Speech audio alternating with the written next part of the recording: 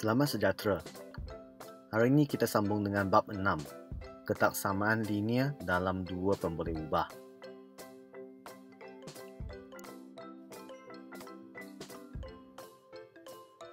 Pertama sekali kita kena buat sikit ulang kaji tentang ketaksamaan linear. Topik ini telah kita belajar semasa di tingkatan 1. Bagi mereka yang perlu, boleh rujuk buku teks matematik tingkatan 1 bab 7.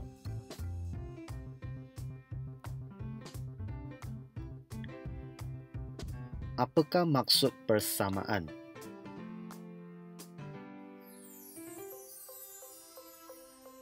Persamaan adalah satu perbandingan antara dua ungkapan yang sama nilainya. Ia mesti mempunyai tanda sama.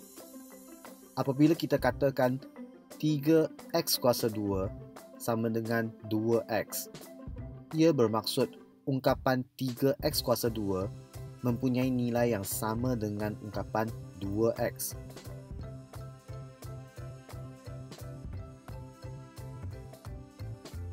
Sekarang, apakah maksud ketaksamaan?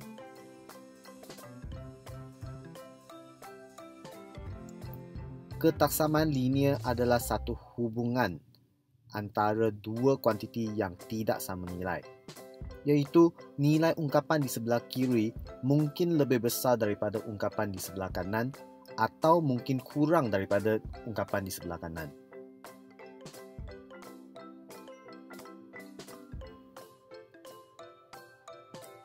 Jadi, untuk situasi yang berlainan, kita ada simbol-simbol yang berlainan.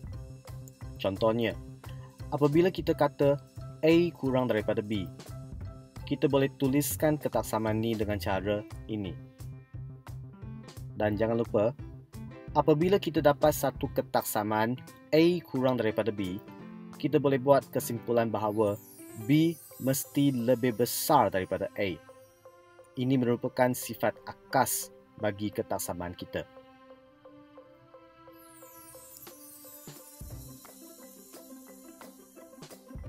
Ketaksamaan linear dalam satu pemboleh ubah ialah hubungan tak sama antara satu pemboleh ubah yang kuasanya 1 dengan suatu nombor. Contohnya, kita tengok pada ketaksamaan ini. Ketaksamaan ini hanya mempunyai satu pemboleh ubah sahaja, iaitu Y.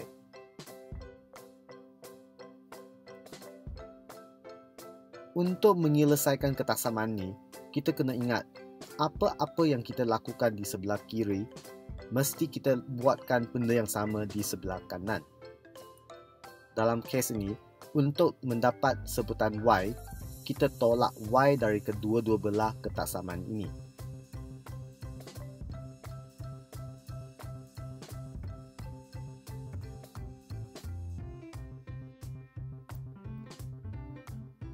Kemudian, untuk memastikan ungkapan di sebelah kanan hanya mempunyai satu sebutan sahaja, iaitu Y, kita tolak 5 dari kedua-dua belah ketaksamaan ini.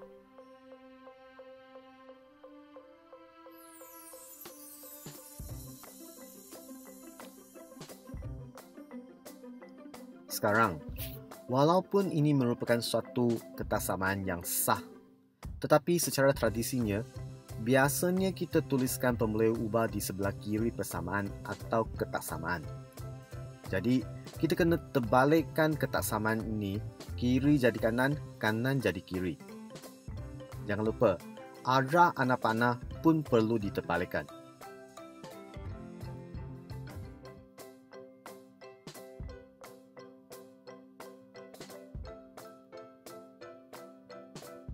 Sekarang, kita boleh masuk tajuk 6.1, ketaksamaan linear dalam dua pemboleh ubah.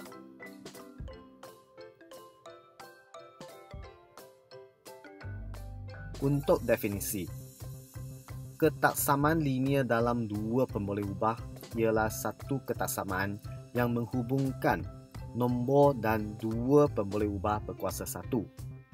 Contohnya, Y lebih besar daripada 3x tambah 5. Y kurang daripada negatif 1/2x tambah 3. Y lebih besar atau sama dengan X tambah 2. Semua ketaksamaan ni ada dua pemboleh ubah, iaitu X dan Y. Dan ia adalah ketaksamaan linear kerana semua X dan Y berkuasa satu sahaja.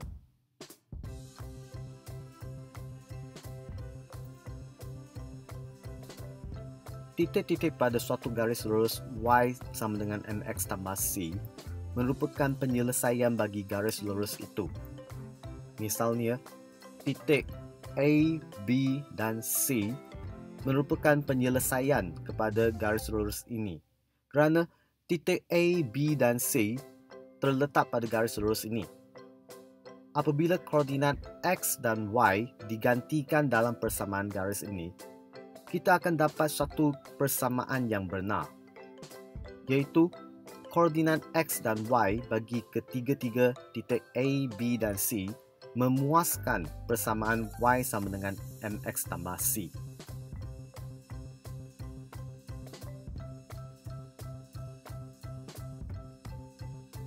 Contohnya, titik 1, 4 ialah penyelesaian bagi Y sama dengan negatif 2x tambah 6. Kerana titik 1, 4 memuaskan persamaan garis lurus itu. Apabila kita gantikan nilai X, iaitu 1, dalam persamaan Y sama dengan negatif 2x tambah 6, nilai Y akan jadi 4, iaitu sama dengan koordinat Y bagi titik ini.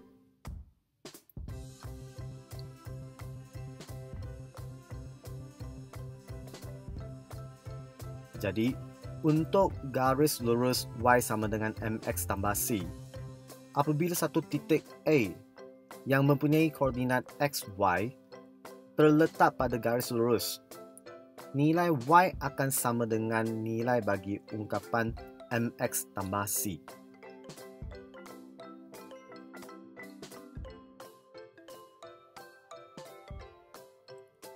Tetapi, apabila kita menaikkan titik A ke atas, iaitu kita membesarkan koordinat Y bagi titik A, maka nilai Y ni akan jadi lebih besar daripada ungkapan mx tambah c. Dan kita boleh tuliskan hubungan ni dalam bentuk ketaksamaan Y lebih besar daripada mx tambah c.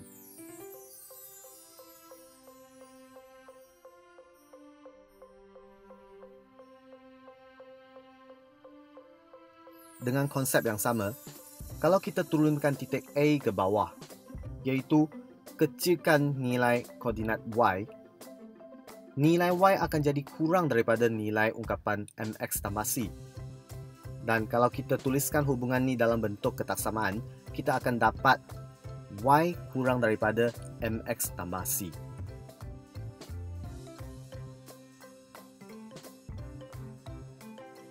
Contohnya, titik 26 memuaskan ketaksamaan Y lebih besar daripada 2x tambah 6. Kerana titik ini terletak pada satu kedudukan yang lebih tinggi daripada garis lurus ini.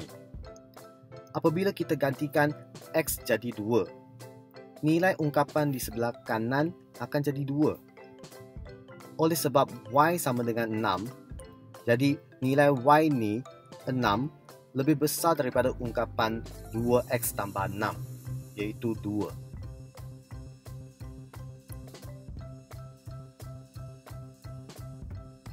Titik 43 juga memuaskan ketaksamaan Y lebih besar daripada 2x tambah 6. Kerana titik ini terletak pada satu kedudukan yang lebih tinggi daripada garis lurus ini. Apabila kita gantikan X jadi 4, nilai ungkapan sebelah kanan akan jadi negatif 2. Oleh sebab Y sama dengan 3, jadi Y ini 3 lebih besar daripada ungkapan 2x tambah 6, iaitu negatif 2.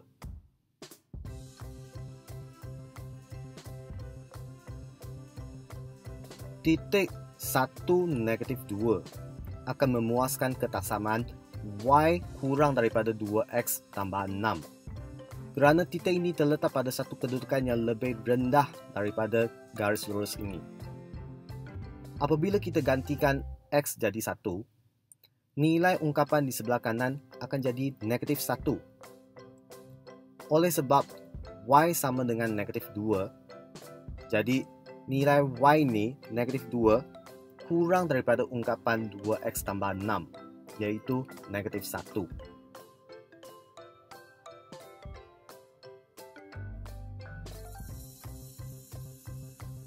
Titik 0, 1 pun sama. Ia akan memuaskan ketaksamaan Y kurang daripada 2X tambah 6. Kerana titik ini juga terletak pada satu kedudukan yang lebih rendah daripada garis lurus. Apabila kita gantikan X jadi 0, nilai ungkapan sebelah kanan akan jadi 6. Oleh sebab Y sama dengan 1, jadi nilai Y ni 1 kurang daripada ungkapan 2X tambah 6, iaitu 6.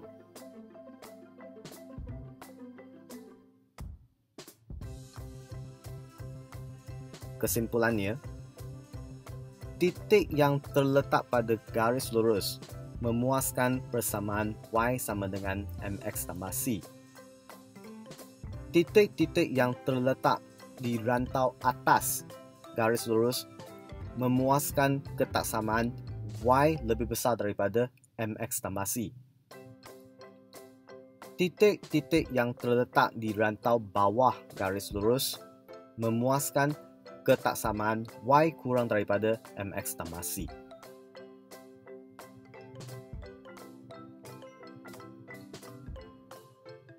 Gunakan konsep yang sama untuk graf garis melintang. Titik-titik yang terletak pada garis lurus memuaskan persamaan Y sama dengan H. Titik-titik yang terletak di rantau atas garis lurus memuaskan ketaksamaan Y lebih besar daripada H. Titik-titik yang terletak di rantau bawah garis lurus memuaskan ketaksamaan Y kurang daripada H.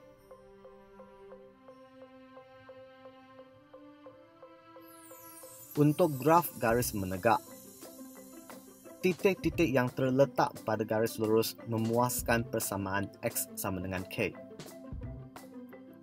Titik-titik yang terletak di rantau kanan garis lurus memuaskan ketaksamaan X lebih besar daripada K. Titik-titik yang terletak di rantau kiri garis lurus memuaskan ketaksamaan X kurang daripada K.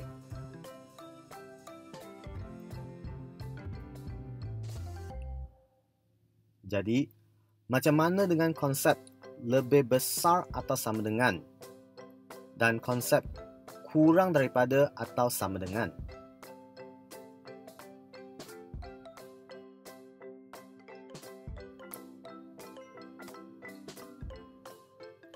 Dua simbol ni mewakili titik-titik yang ada pada garis lurus Y sama dengan MX tambah C, termasuk dalam kawasan rantau atas atau rantau bawah. Garis lurus akan dilukis dengan menggunakan garis padu. Untuk dua simbol ni, ia mewakili titik-titik yang berada di rantau atas atau rantau bawah suatu garis lurus Y sama dengan MX tambah C, tidak termasuk titik pada garis. Garis lurus akan dilukis dengan menggunakan garis sempang.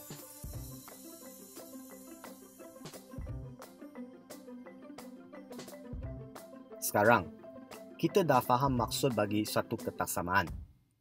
Apabila kita ada lebih daripada satu ketaksamaan, kita akan dapat satu sistem ketaksamaan. Untuk tajuk ni, kita bincang tentang sistem ketaksamaan linear dalam dua pemboleh ubah.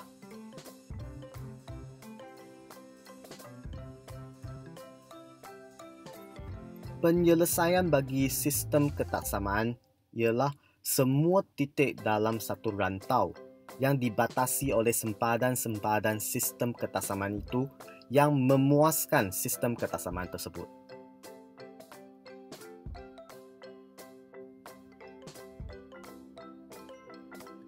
Titik A memuaskan ketaksamaan Y lebih besar daripada 1/2X. Persamaan garis ni boleh ditulis sebagai 2Y sama dengan X. Titik A juga memuaskan ketaksamaan Y lebih besar daripada negatif X tambah 4. Persamaan garis ni boleh ditulis sebagai X tambah Y sama dengan 4. Rantau pertindihan itu ialah penyelesaian bagi sistem ketaksamaan ini. Semua titik dalam rantau ini memuaskan kedua-dua ketaksamaan yang diberi.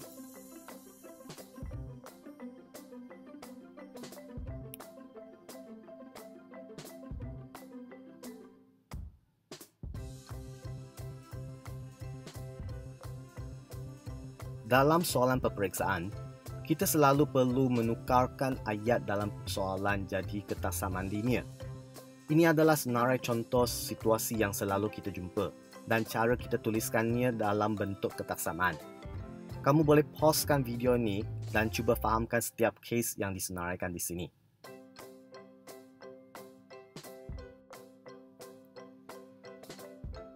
Itu saja untuk kelas hari ini. Kalau kamu suka video ini, sila tekan like dan subscribe channel saya. Bye-bye.